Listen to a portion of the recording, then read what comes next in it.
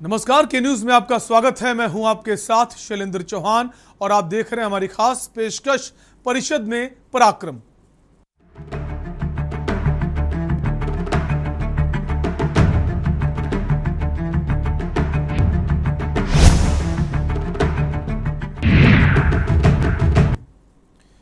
उत्तर प्रदेश विधानसभा चुनाव 2022 संपन्न हो चुके हैं। सूबे में एक बार फिर पूर्ण बहुमत से योगी सरकार बन चुकी है। इसी क्रम में विधान परिषद के चुनाव होने थे। आपको बता दें, उत्तर प्रदेश विधान परिषद की 36 में से 27 सीटों पर जो मतदान थे वो समाप्त हो चुके हैं, जिसमें 27 सीटों पर कुल 98.11% वोट पड़े। आपको बता दें, 36 सीटों पर मतदान होना था, लेकिन 9 सीटों पर भाजपा के अलावा अन्य पार्टी के प्रत्याशी मैदान में ही नहीं उतरे। इस कारण 9 सीटों पर भाजपा प्रत्याशियों का निर्विरोध निर्वाचन हुआ है। यूपी एमएलसी चुनाव का नतीजा जो है 12 अप्रैल को आएगा। यह खास रिपोर्ट देखिए।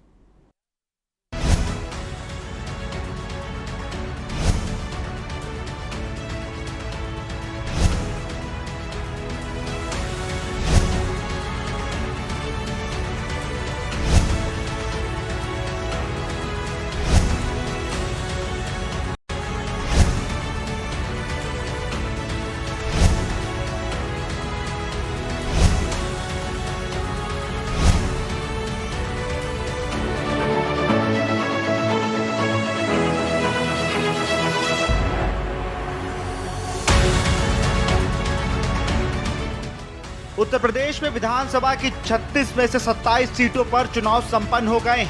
आपको बता दें कि समाजवादी पार्टी के प्रत्याशियों ने कई जगहों पर उम्मीदवारों के नाम वापस ले लिए या फिर पर्चा ना भरने और पर्चा वापस लेने के कारण 9 सीटों पर बीजेपी के प्रत्याशियों ने निर्विरोध जीत दर्ज की।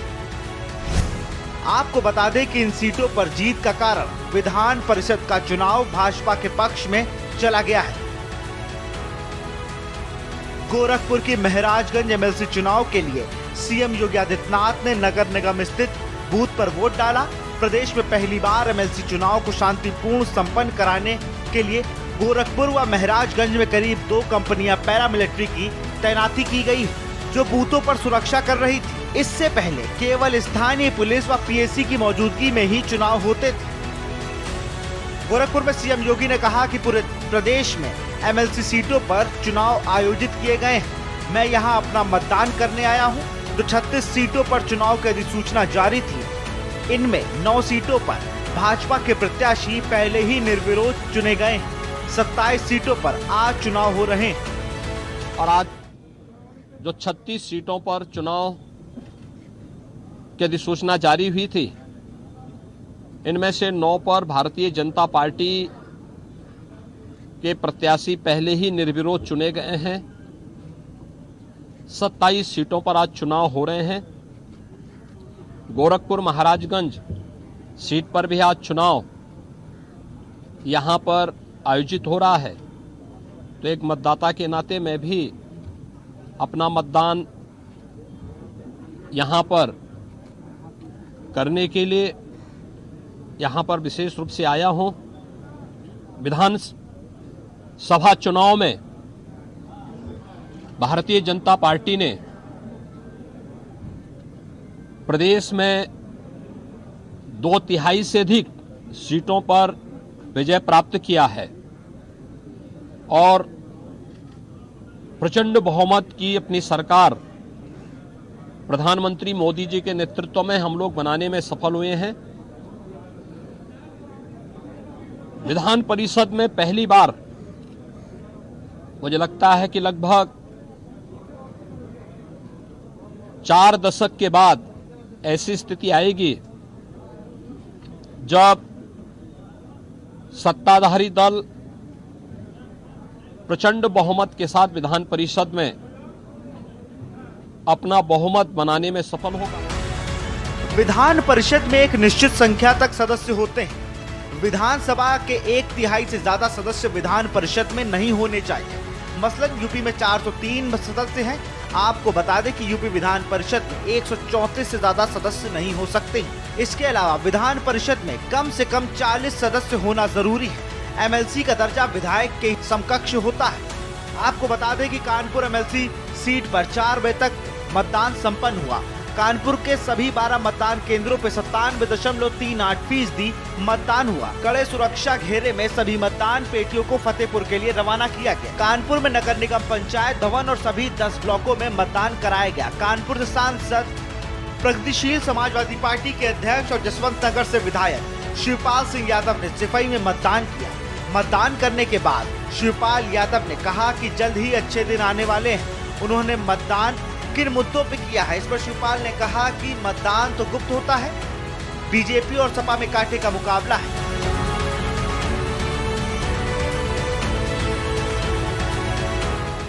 आप देख रहे हैं हमारी खास पेशकश परिषद में पराक्रम। प्रगतिशील समाजवादी पार्टी के अध्यक्ष और जसवंत नगर से विधायक शिवपाल सिंह यादव ने सिफई में मतदान किया। मतदान करने के बाद शिवपाल सिंह यादव ने कहा कि जल्द ही अच्छे दिन आने वाले हैं। उन्होंने मतदान किन मुद्दों पर किया, इस पर शिवपाल ने कहा कि मतदान तो गुप्त होता है, बीजेपी और सपा में कांटे का मुकाबला है। 12 अप्रैल को दूध का दूध, पानी का पानी हो जाएगा।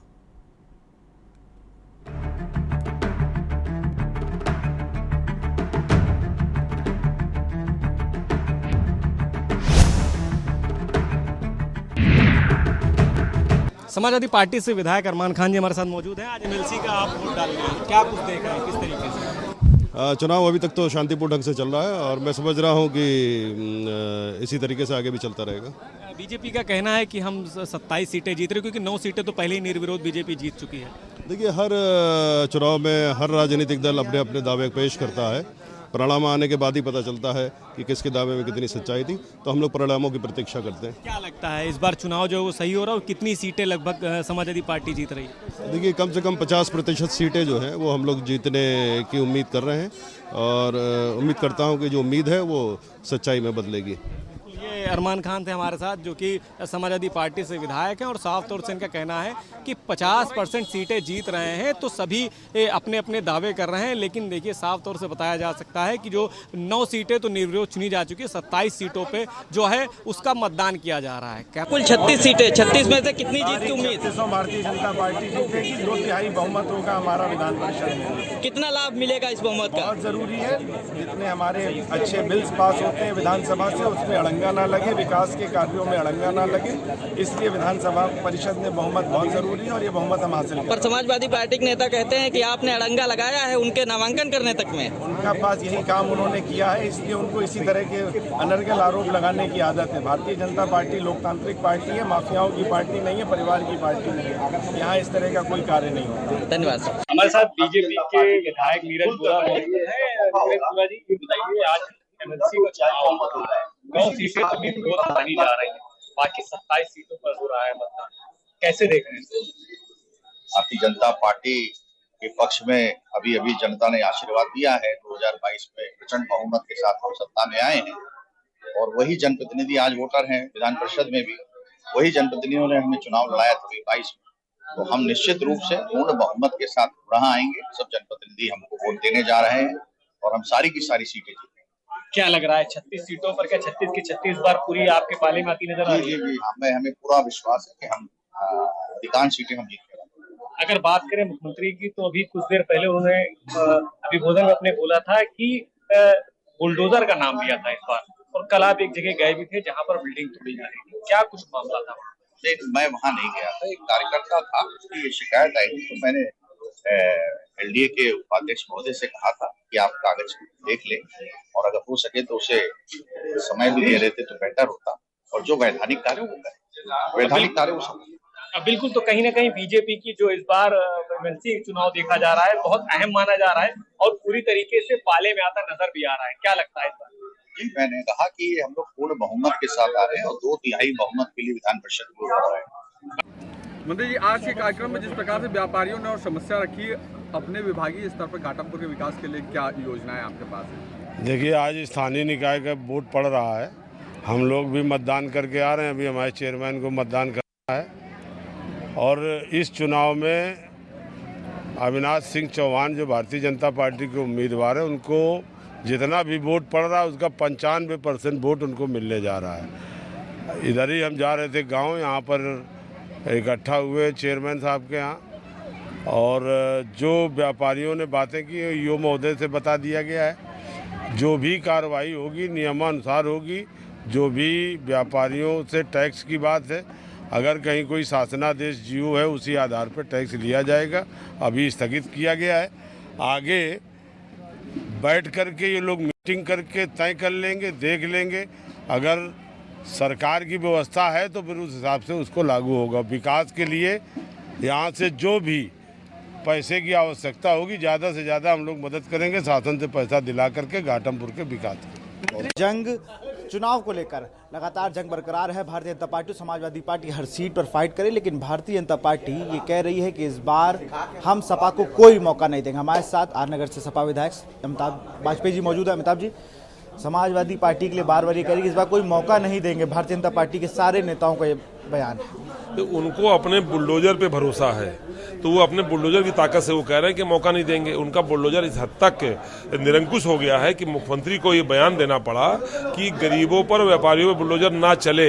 इसका मतलब है कहीं ना गरीबों व्यापारियों पे बुलडोजर चल रहा था, तो उनको अपने बुलडोजर पर भरोसा है। पर हमको भी भरोसा उन लोगों पर है जो आज भी गरीबों के साथ हैं और महंगाई और बेरोजगारी के खिलाफ है। हमें उम्मीद है कि ऐसे लोग समाजवादी पार्टी के पक्ष में मतदान करेंगे।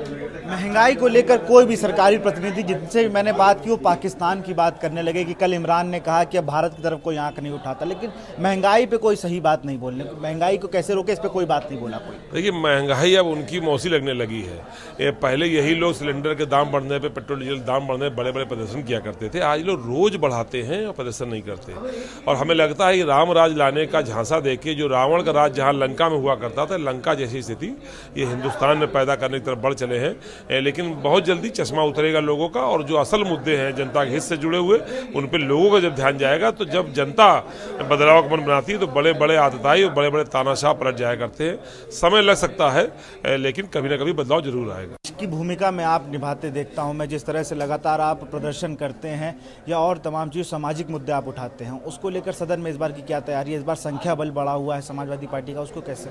जनता ने हम लोगों को संघर्ष का जनादेश दिया है, तो हम लोग जनता के दिए जनादेश का पालन करने के लिए जो भी जनता के जुड़े सरोकार हैं, भले सरकार में तानाशाही हो कि हम जीत के आए हैं, हमारी सरकार है, लेकिन जो जनता से जुड़े मुद्दे हैं उन पर हम लोग अपनी आवाज लगातार संवैधानिक दायरे में रहते हुए मजबूत करने का काम करते रहेंगे। बहुत शुक्रिया अमिताभ जी हमसे जुड़ने के लिए। हमारे साथ सीसामऊ से 4 बार के विधायक इरफान सोलंकी मौजूद है। इरफान भाई, इस बार समाजवादी पार्टी को भारतीय जनता पार्टी ये कह रही है कि एमएलसी चुनाव में कोई मौका नहीं देने वाले हैं, सारी सीटें भारतीय जनता पार्टी जीतेगी। कोई गम नहीं है, कोई गम नहीं। ये उनके मंसूबे साफ हो रहे हैं, उनको पहले ही से मालूम है कि वो जो अत्याचार बेईमानी कर रहे हैं वो उसमें सफर होंगे। पर याद रखना, आप मेरे छोटे भाई की तरह हो, ये जितना भी जुर्म कर लें, पर जितना भी जुर्म दबाओगे उतना ही निकलेगा। एक दिन वो आएगा जिस तरह आज कांग्रेस मुक्त भारत हो चुका है, एक दिन भारत भी बीजेपी मुक्त होगा और उस दिन हम सब मिलकर नया भारत बनाएंगे। क्या लग रहा है महंगाई को लेकर इस बार सदन में कैसे होने वाला? क्योंकि महंगाई, पेट्रोल 110 के करीब पहुंच गया है, कई पेट्रोल पंप बंद हो गए, सीएनजी 80 के पास है, क्या सोचते हैं? बहुत अच्छी बात कही, धन्यवाद कि आपने खुद ही कहा पेट्रोल 110 के पास। डलवाता हूं तो पता होना भी चाहिए। यूपी में एमएलसी चुनाव चल रहे हैं और हमारे साथ कैंट विधायक हसन रूमी जी मौजूद है। रूमी जी, आपका पहले लिस्ट में नाम नहीं था और फिर नाम आया, तो लेकिन पूर्व विधायक का नाम अभी भी नहीं कटा। देखिए, इससे आप लोग देख सकते हैं कि प्रशासनिक व्यवस्था क्या है। हमें लगता है कि चुनाव से पहले ही सारे रिजल्ट तैयार कर लिए हैं इन्होंने, और रिजल्ट तैयार करने, ये चुनाव तो एक औपचारिकता का प्रमाण दिखाया जा रहा है। हमारा नाम नहीं, पूर्व विधायक का नाम था, हमको बताया गया कि आपका नाम नहीं, हमने कोई बात नहीं। ये तो हमें लगता है कि रिजल्ट तो पहले से घोषित कर दिया इन्होंने, इससे मंशा पूरी जाहिर हो रही है। इस चुनाव को जिस तरीके से लोकतंत्र की धज्जियां उड़ाते हुए नजर आ रही है, इससे पहले हमने ऐसा कभी चुनाव नहीं देखा कि वर्तमान विधायक का वोटर लिस्ट में नाम ना हो और पूर्व विधायक का नाम चला आ रहा हो। पता नहीं क्या सेटिंग रही हो, क्या साठगांठ रही हो, इससे मुझे कुछ पता ही नहीं है। कोई चीज़ आज सस्ती नहीं है, इसको कैसे देखते हैं? देखिए, सबसे बड़ी बात तो ये कि अभी जो राशन के नाम पर भारतीय जनता पार्टी ने वोट मांगकर जनता को धोखा दिया, ये साबित हो गया है। जैसे ही चुनाव खत्म हुए वैसे ही उन्होंने पेट्रोल की कीमतें बढ़ा दी, सीएनजी की कीमतें बढ़ा दी, नींबू और बाजार में कोई भी खाद्य पदार्थ जो है वो पुराने रेटों पे नहीं मिल रहा है। तो इतना जेबों पे डाका डाल दो और उसके बाद 3 महीने का राशन बता दो, फिर ऐलान कर दो, तो ये बहुत दिनों तक नहीं चल पाएगा। ये डिक्टेटरशिप, ये हिटलर शाही बहुत दिन तक नहीं चलेगी। ये बेवकूफ़ बनाने का काम इन्होंने पहले हम लोग बता रहे थे जनता को, भोली वाली जनता इनकी बातों में आ गई।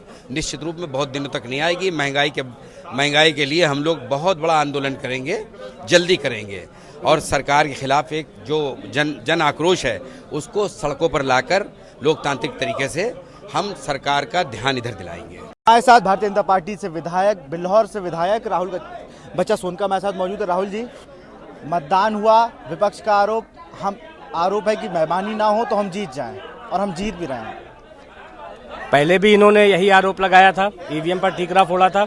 जनता इन्हें नकार चुकी है, ये इन्हें स्वीकार करना होगा, और इनके जो पूर्व के कार्य रहे हैं जनता ने पूरी तरीके से उसको नकार दिया है। और भारतीय जनता पार्टी के द्वारा किए गए सभी कार्य, हमारे मुख्यमंत्री जी द्वारा, हमारे प्रधानमंत्री जी द्वारा जिस तरह कार्य को आगे गति प्रदान की जा रही है, हमसे जनता संतुष्ट है और भारतीय जनता पार्टी को ही वोट देना चाहती है।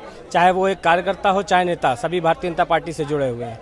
महंगाई को लेकर क्या कहेंगे? महंगाई बहुत होती जा रही है, लोग तरह तरह की बात करने लगे हैं कि चुनाव खत्म होते ही महंगाई शुरू कर दी है। 110 के ऊपर पेट्रोल जा रहा है, नींबू महंगा हो रहा है। अब लोगों को बड़ी दिक्कतें, सरसों का तेल भी 200 पार चला गया। अब दिक्कतें हो रही हैं, इसको कैसे आप पक्ष में हैं तो आपको जवाब देना होगा। नियंत्रण करने के पूरे प्रयास किए जा रहे हैं, क्योंकि जिस तरह से जनसंख्या दिन प्रतिदिन बढ़ रही है और जो उसके साथ ही संसाधनों का अभाव भी होता जा रहा है, इसलिए इस महंगाई को नियंत्रण करने के सरकार पूरे प्रयास कर रही है। और मुझे लगता है कि अन्य दूसरी सरकारें होती तो इससे कहीं ज़्यादा उसके रेट में जो है बढ़ोतरी हो सकती थी। नियंत्रण में है। बहुत बहुत शुक्रिया राहुल जी हमसे जुड़ने के लिए। तो जो बीजेपी ने बात कही कि जीत रहे हैं, लोग जाना चाहते हैं, जुड़ना चाहते हैं और वोट देना चाहते हैं, इसीलिए कहीं ना कहीं वो भाजपा को वोट दे रहे हैं। अपना मत प्रयोग करने के बाद गोविंद नगर से विधायक सुरेंद्र मथानी जी हमारे साथ जुड़े हुए। सुरेंद्र जी, पहले तो बधाई आपको, सारी सीटों पे जीत की बात कर रही है भारतीय जनता पार्टी, लेकिन विपक्ष आरोप लगा रहा है कि इस बार अगर बेईमानी नहीं हुई, ये राम गोपाल यादव राष्ट्रीय महासचिव है सपा का, उनका बयान, अगर बेईमानी नहीं हुई तो सपा सारी सीटें जीतेगी। हाँ देखिए, जिस प्रकार से मोदी जी और योगी जी की जन कल्याणकारी नीतियों पर लोगों ने अपना आशीर्वाद दिया है, लोगों ने महसूस किया है कि पहली बार कोई सरकार इस आज़ाद भारत के देश में भारतीय जनता पार्टी की सरकार, और विशेष रूप से मोदी जी और योगी जी ने जो लोगों को अंतिम व्यक्ति तक अपनी सरकार की योजनाओं से लाभान्वित किया है, शोषित पीड़ित वंचित वर्ग के बीच में सरकार पहुंची है। अब कोई नहीं कह सकता कि हम किसी को भी वोट दें तो हमें क्या फ़ायदा होगा। अब सबको फ़ायदा मोदी और योगी के शासन में मिला है। किसी को आवास मिला, किसी को 5 लाख का बीमा मिला, किसी को शौचालय मिला, किसी को जनधन खाता मिला, किसी को रोजगार मिला, किसी को महिला सुरक्षा में, तमाम किसी कहीं कन्याओं की शादी हुई, और नहीं तो किसी न किसी को वैक्सीनेशन अवश्य हुआ है। यानी सरकार का लाभ प्रत्येक व्यक्ति को प्राप्त हुआ है। लोगों की जानों को बचाने का भी काम आदरणीय मोदी जी और योगी जी ने किया, जिससे वोट नहीं मिलते हैं, लेकिन सरकार का नैतिक कर्तव्य है यह संदेश देने का काम हमारी सरकार ने किया। इसलिए लोगों में विश्वास बढ़ा और लोगों ने पिछले 2022 के चुनाव में भारतीय जनता पार्टी को अपना आशीर्वाद देकर के आदरणीय योगी आदित्यनाथ जी महाराज को उत्तर प्रदेश का मुख्यमंत्री बनाया है। और उसी प्रकार से लोग इस MLC के चुनाव में भी अपनी पूरा आशीर्वाद मोदी जी और योगी जी को दे रहे हैं। उत्तर प्रदेश की सभी MLC की सीटों को हम ही जीतने जा रहे हैं, मैं कानपुर के। और जनता ने ही पिछले 2022 के चुनाव में देखा होगा आपने, 5 साल का रिपोर्ट कार्ड जब जनता ने पढ़ा तो जनता ने इनके लिए नारा दिया था। हम लोगों ने नहीं कहा था क्योंकि हम भाजपाई हैं, हम कहते तो हम पे आरोप लगते। जनता ने यह नारा दिया था कि जिस गाड़ी में सपा का झंडा, समझो उसमें बैठा गुंडा। इसलिए जनता ने इन लोगों को नकार दिया है। आगे भी इनको जनता इसी प्रकार नकारती रहेगी और जनता को हमारी सरकार का लाभ मोदी जी योगी जी लगातार देते रहेंगे। महंगाई को लेकर क्या कहेंगे? सभी चीज़ें देखिए, अनियंत्रण पूरे वैश्विक, पूरे आप विश्व समाज को उठा करके देख लीजिए तो ये कोई समस्या केवल भारत की नहीं है, लेकिन भारत के लोगों को विश्वास है। आप देखिए, आज पाकिस्तान के इमरान खान कल कहते हैं कि भारत को कोई आंख नहीं दिखा सकता। ये ताकत है हमारी, ये हमारा विश्वास है और लोगों में भारत की ये छवि है। तो महंगाई को भी हम नियंत्रित कर लेंगे, क्योंकि पूरे विश्व में व्यवस्थाएं इस समय बिगड़ी हुई हैं, पर फिर भी भारत उसमें अग्रणी भूमिका में रह करके मोदी और योगी जी जैसा शासक, आप ये मान लीजिए कि देश हित में उनका जीवन है, देश हित में उनका निर्णय है, देश हित में उनकी सरकार है और देश हित में ही, जनहित में उनके आगे के निर्णय होंगे और इन सारी चीज़ों पर हम नियंत्रण प्राप्त करेंगे। बहुत बहुत शुक्रिया सुरेंद्र जी हमसे बात करने के लिए। हमारे साथ पूर्व मंत्री और विधायक नीलिमा कटियार जी मौजूद हैं। मैम, विपक्ष आरोप लगा रहा है कि अगर बेईमानी नहीं होती है तो सीटें सारी हम जीत रहे हैं। देखिए, इस बात पर कोई विपक्ष की टिप्पणी करना बेमाने है, क्योंकि अगर चुनाव बीजेपी जीते तो पूरा इलेक्टोरल जो पूरा सिस्टम है, चाहे मशीन हो, चाहे प्रोसेस हो, चाहे सुरक्षा व्यवस्था हो, सब पर आरोप लगता है। और अगर इलेक्शन कोई और दल जीतता है तो वही सारा सिस्टम करेक्ट हो जाता है। और आप, मैंने देखा अभी आपका हाल ही में ऑपरेशन हुआ और आज आप वीगो लगवा कर वोट डालने आई, तो नहीं, वो देखिए, भारतीय जनता पार्टी का एक एक सिपाही जैसी आवश्यकता होती है, तत्परता के साथ जो जिम्मेदारी है, मतदान के अधिकार के साथ जो दायित्व जुड़ता है, उस दायित्व के निर्वहन के लिए उपस्थित हुई हूँ। कितनी सीटें जीत रही हैं यहाँ पे? कानपुर और फतेहपुर की जो सीट है या उन्नाव लखनऊ की, इनमें क्या लग रहा है? कांटे की टक्कर है या भाजपा विजयी है? देखिए, जिस प्रकार की संकल्पना पर भारतीय जनता पार्टी के सरकार के नेतृत्व ने काम किया है, सम्मानीय प्रधानमंत्री नरेंद्र मोदी जी ने आत्मनिर्भर गांव की संकल्पना पर आत्मनिर्भर भारत की कल्पना करी है। हमने ग्राम सचिवालय और ब्रॉडबैंड से गांव को जोड़ने का काम किया है, और जो अर्बनाइजेशन है और कैसे माने एडवांस हो सकता है, ग्लोबली विज़न के साथ हमने शहरों का डेवलपमेंट किया है। कानपुर में हम खड़े हैं, कानपुर मेट्रो सिटी बन चुका है। तो स्थानीय निकाय के जो मतदाता हैं वो विकास के इस तेज गति से चलते हुए पहिए को और तेज गति देना चाहेंगे, उसे रोकना नहीं चाहेंगे। धन्यवाद मैम। जीत कर आ रहे हैं। जिस तरह से प्रचंड बहुमत की सरकार विधानसभा में बनी है, ऐसे ही विधान परिषद में भारतीय जनता पार्टी का पताका लहरेगा, और इसलिए उत्तर प्रदेश की जनता ने हमको सेलेक्ट किया है। भारतीय जनता पार्टी को इलेक्शन नहीं कर रही है, सिलेक्शन है उसका। इसलिए ये मानकर चलिए कि अब कानून का राज रहेगा उत्तर प्रदेश में, और लोगों के लिए कल्याण होगा, गांव गरीब संपन्न होगा, ये उसका परिणाम होगा। देखिए, प्रातः 8 बजे से पूरी कंस्टिट्यूंसी में 27 बूथ हैं, जिसमें 17 जनपद उन्नाव में, 10 जनपद लखनऊ में है। हर जगह सुचारू रूप से प्रातः 8 बजे से मतदान प्रारंभ हो चुका है, और त्रिस्तरीय सुरक्षा व्यवस्था है, जिसमें पुलिस, पैरामिलिट्री, CPMF लगाई गई है, और सुचारू रूप से हर जगह मतदान चल रहा है। Thank you. मोहनलालगंज के सांसद कौशल किशोर जी हैं और मंत्री भी हैं। सर, बात करेंगे।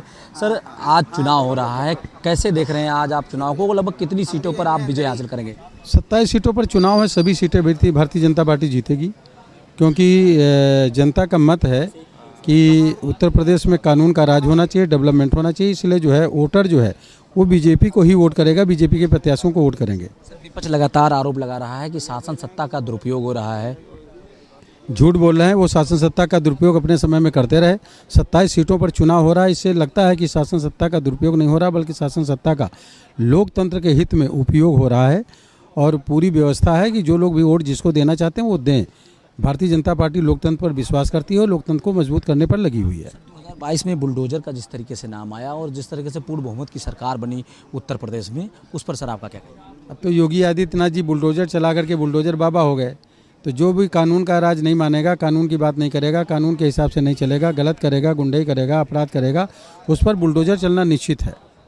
निश्चित तौर पर आपने सुना, मोहनलालगंज के सांसद कौशल किशोर का साफ तौर पर कहना है कि जो भी नियम कानून के विपरीत जाएगा उसके ऊपर कहीं ना कहीं बुलडोजर चलने का काम करेगा, और उत्तर प्रदेश में कानून का राज योगी सरकार में स्थापित होगा। इस समय हमारे साथ ब्रजलाल जी हैं, बात करेंगे। सर, आपने एक चुनाव में नया धमाका किया और नए नए अधिकारियों को बियारत लेकर के जिन्होंने भारतीय जनता पार्टी ज्वाइन की और चुनाव लड़े, वो कहीं ना कहीं एक जीत हासिल किए, और आज चुनाव भी है। सर, क्या कहना है आपका? हम 27 की 27 सीटें यहाँ जीत रहे हैं। विधानसभा में समाजवादी पार्टी ने एक ऐसा नैरेटिव बनाया था कि अखिलेश बाबू आ रहे हैं। तमाम अधिकारियों ने अपनी पोस्टिंग तय कर ली, हाजिरी देने लगे, और एक माफिया का बेटा कह रहा था, भैया कह रहे हैं 6 महीने तबादला नहीं होगा, अधिकारियों से हिसाब लेंगे। अधिकारियों को धमकाया गया, और आज वो जो गुब्बारा में हवा भरा था वो निकल गई, और आज चूँकि निकल गई, हम वहाँ भी प्रचंड बहुमत में आ गए। तो आज ये जान रहे हैं कब तो हमारा यहाँ भी ख़त्म हो गया। अब जो हम देश हित में, राष्ट्र हित में, प्रदेश हित में कड़े कानून लाएंगे, उसको ये रोक नहीं पाएंगे। अभी एक राज्यसभा में बिल पास हुआ, पार्लियामेंट में पास हुआ, मैंने उस पर बोला था अभी 3 दिन पहले, और वहाँ भी मैंने पार्टियों कहा था, समाजवादी पार्टी ने कहा सब दुरुपयोग होगा। हमने कहा दुरुपयोग की बात करते हैं, 15 आतंकवाद के बाद मुकदमे वापस लेते हैं। हाईकोर्ट ने कहा था समाजवादी पार्टी को, आज आप आतंकवादियों के मुकदमे वापस ले रहे हो, कल को पद्म विभूषण दे दोगे। ट्रायल हुआ, और जो अखिलेश ने 15 मुकदमे वापस लिए थे, रामपुर में फांसी सजा हो गई, आजम कारावास गोरखपुर बास में हो गई, लखनऊ ब्लास्ट में, फैजाबाद, बनारस ब्लास्ट, दशाश्वमेध घाट, तमाम आतंकवादी, तो जो पार्टी आतंकवादियों के साथ खड़ी हो उसको कानून व्यवस्था पर उंगली उठाने का कोई हक नहीं। निश्चित तौर पे सर, जैसा आपने कहा कि दुरुपयोग हो रहा है, लगातार विपक्षी आरोप लगा रहा है कि ये जो चुनाव है इसमें लगातार शासन प्रशासन का दुरुपयोग किया जा रहा है। बिल्कुल नहीं दुरुपयोग किया जा रहा है, पब्लिक जानती है, सबको मालूम है, और जो वो भारतीय जनता पार्टी को प्रचंड बहुमत में विधान परिषद में मिला रही है। Thank you. निश्चित तौर पर आपने सुना ब्रजलाल जी का साफ तौर पर कहना है कि भारतीय जनता पार्टी के साथ जनता है, उन्होंने प्रचंड बहुमत के साथ सरकार बनाई है 2022 की, और किसी भी प्रकार से आतंकवादियों का जो साथ दे रही है पार्टी, उसको जनता बिल्कुल भी पसंद नहीं कर रही है।